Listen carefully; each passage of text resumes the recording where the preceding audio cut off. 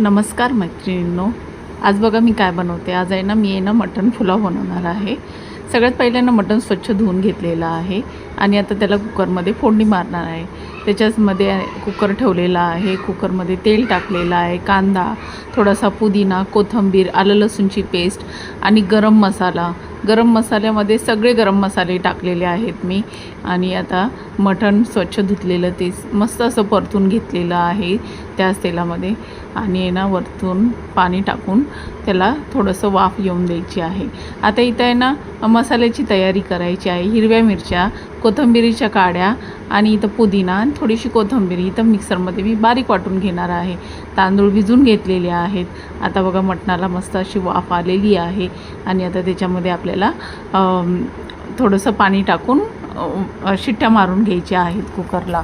तर आता इथं आपलं मटण मस्त असं शिजून झालेलं आहे आणि हे बघा मस्त असं शिजलेलं आहे। त्याच्यामध्ये परत मी थोडंसं गरम पाणी ओतणार आहे आणि आता हे बघा मटण मी सगळं एक साईडला ताटामध्ये काढून घेणार आहे, कारण त्या पाण्यामधला आपल्याला गरम मसाला सगळा काढून घ्यायचा आहे।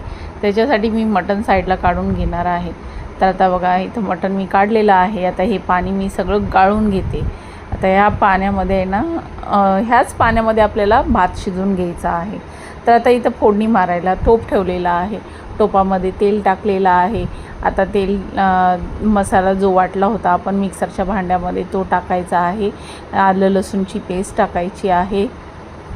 मस्त असं मसाला फिरून घ्यायचा। इथं बरिस्ता पण बनवलेला आहे मी, बरिस्ता थोडासा टाकायचा आहे त्याच्यामध्ये। आणि हे मटण आपण काढून ठेवलं होतं ना, ते पण मटण मस्त असं त्याच मसाल्यामध्ये फिरून घ्यायचं आहे। आणि इथं मी अर्धा किलो दही घेतलं होतं। आता तुम्ही जेवढी बिर्याणी बनवाल त्या हिशोबाने तुम्ही दही घेऊ शकता। माझी बिर्याणी जास्त होती त्याच्यासाठी मी अर्धा किलो दही घेतलेला आहे।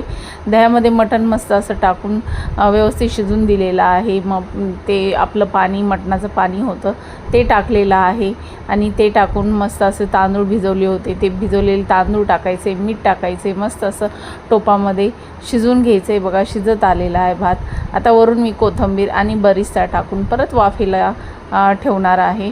तर हा पुलाव यखनी पुलाव आहे। मी ह्याची पूर्ण मोठी रेसिपी मी माझ्या चॅनेलवर टाकलेली आहे। ती पण बघा, ती पण एकदम इझी रेसिपी आहे। आणि तुम्हाला माझं हे चॅनेल आवडत असेल, म्हणजे ही रेसिपी आवडली असेल तर लाईक, शेअर, सबस्क्राईब करा आणि कमेंट करून सांगा की तुम्हाला मटण पुलाव कसा वाटला तो।